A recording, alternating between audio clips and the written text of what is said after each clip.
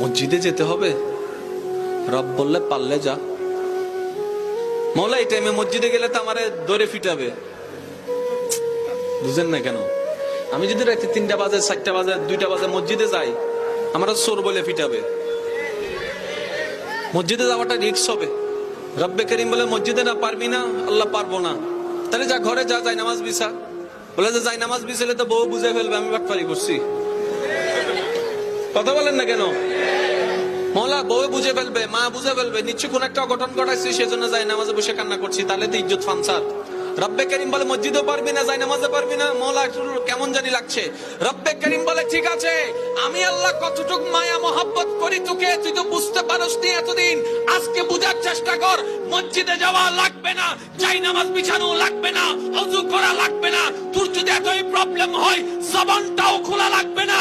মন থেকে তুই একবার আমাকে ডাক দে, একবার ডাক দে, একবার বল রহমান মাফ করে দাও, রহিম মাফ করে দাও। তোর মনের অবস্থা আমি রব্বে করিম শুনে, ইন্নাল্লাহ ইয়াগফিরুয যুনুবা জামিয়া, তোর সারা জীবনের গুনাহকে মাফ করতে রাজি। সুবহানাল্লাহ।